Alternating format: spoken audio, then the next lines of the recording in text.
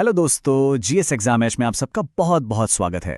आज से हम शुरू कर रहे हैं आरआरबी जेई और एनटीपीसी एग्जाम के लिए हमारा 90 डे कॉम्प्रिहेंसिव कोर्स। ये है डे 1 और आज हम सीधे चलेंगे पाषाण युग यानी स्टोन एज की गहराइयों में।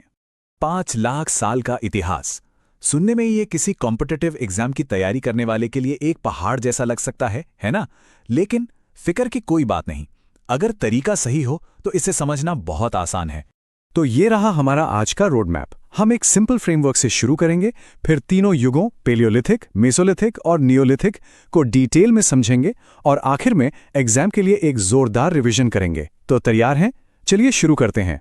ठीक है, तो इतने लंबे टाइम पीरियड को समझने का सबसे बेस्ट तरीका है कि इसे 3 सिंपल हिस्सों में तोड़ लिया जाए। और ये डिवीजन टूल्स के डेवलपमेंट और जीने के तरीके पर बेस्ड है, जिससे इसे याद रखना बहुत ही आसान हो जाता है। ये हैं वो 3 कदम जो इस टॉपिक पर मास्टर बनने में हमारी मदद करेंगे। पहला, पुरा पाषाण युग यानी सबसे पुराना। दूसरा, मध्य पाषाण युग यानी बीच का ट्रांजिशनल फेज। और तीसरा, नव पाषाण युग यानी नया दौर। बस इन तीनों को सीक्वेंस में याद रखना है। तो चलिए सबसे पहले और सबसे लंबे फेज पुरा पाषाण युग से शुरुआत करते हैं। ये वो समय था जब ह्यूमन हिस्ट्री की नींव रखी जा रही थी। आप जरा इसके टाइम स्केल को देखिए। ये युग 5 लाख ईसा पूर्व से लेकर 10,000 ईसा पूर्व तक चला। ये ह्यूमन हिस्ट्री का सबसे लंबा पीरियड है, जिसमें हमारे पूर्वजों ने बस जिंदा रहने की कला सीखी। अच्छा, तो इस युग में लाइफ कैसी थी? बिल्कुल सिंपल। लाइफस्टाइल शिकारी और खाना इकट्ठा करने वालों की थी। औजार खुरदुरे पत्थरों से बने थे, जैसे कि हैंड एक्स और क्लीवर। लोग गुफाओं और नदियों के किनारे रहते थे। और हाँ, आग का इस्तेमाल भी इसी युग के आखिरी हिस्से में शुरू हुआ था। तो अब आता है हमारा एग्जाम मंत्र। इसको बिल्कुल दिमाग में बिठा लीजिए। पूरा पाषाण का मतलब है शिकारी लाइफ और खुरदुरे पत्थर के औजार। बस इतना सा। ये छोटी सी ट्रिक कई सवालों का सही जवाब दिलवा सकती है। एग्जाम में मैच द फॉलोइंग वाले क्वेश्चंस यहां से बहुत बनते हैं, तो ये स्लाइड बहुत इंपॉर्टेंट है। सोहन वैली पंजाब में, भीमबेटका मध्य प्रदेश में और बेलन वैली उत्तर प्रदेश में। इन नामों को अच्छे से देख लीजिए। तो एक प्रीवियस ईयर क्वेश्चन हो जाए। सवाल है कि भीमबेटका की गुफाएं किस युग से जुड़ी हैं? अभी हमने इसके बारे में बात की है। जरा सोचिए क्या होगा इसका जवाब। बिल्कुल सही जवाब है पुरा पाषाण युग। भीमबेटका एक ऐसी साइट है जहां हमें पैलियोलिथिक एज की लाइफ के क्लियर कट सबूत मिलते हैं। अब हम पैलियोलिथिक से नियोलिथिक के बीच के एक बहुत ही इंपॉर्टेंट ब्रिज पर आ गए हैं। यह है मध्य पाषाण युग। ये एक ट्रांजिशनल फेज था जिसमें बड़े बड़े बदलावों की शुरुआत हुई। इसका टाइम देखिए 10,000 बीसी से 8,000 बीसी तक। पेलियोलिथिक के कंपैरिजन में ये काफी छोटा पीरियड था, लेकिन इसमें जो बदलाव हुए ना वो बहुत बड़े थे। इस युग की सबसे बड़ी पहचान थे माइक्रोलिथ्स, मतलब छोटे शार्प पत्थर के औजार। शिकार तो अब भी हो रहा था, लेकिन साथ साथ पशुपालन यानी एनिमल डोमेस्टिकेशन की शुरुआत हो गई थी। और आर्ट, भीमबेटका जैसी जगहों पर कमाल की रॉक पेंटिंग्स देखने को मिलती हैं। तो अब है हमारा अगला एग्जाम मंत्र।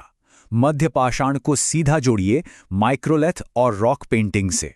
ये 2 शब्द इस युग के सबसे इंपॉर्टेंट क्वेश्चंस को सॉल्व करने में आपकी हेल्प करेंगे। अब बात करते हैं इस युग के इंपॉर्टेंट साइट्स की। राजस्थान में बागौर और मध्य प्रदेश में आदमगढ़। और हाँ, भीमबेटका में हमें इस युग के भी सबूत मिलते हैं, जो इसे एक सुपर स्पेशल आर्कियोलॉजिकल साइट बनाता है।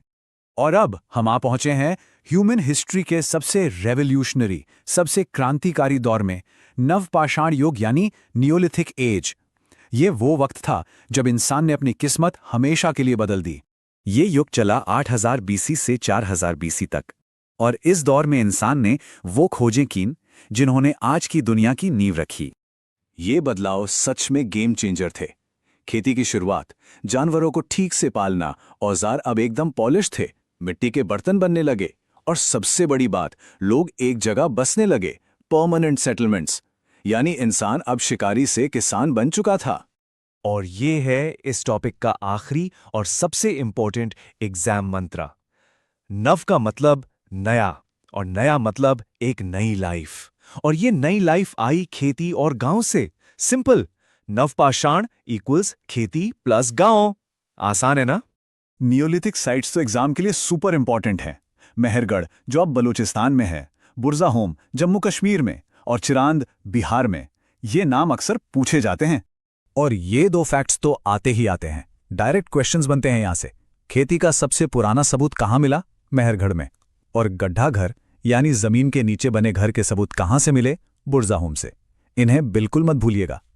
चलिए, अब तक जो भी पढ़ा उसे समेट लेते हैं। एक क्विक फायर रिव्यू सीधा एग्जाम के लिए।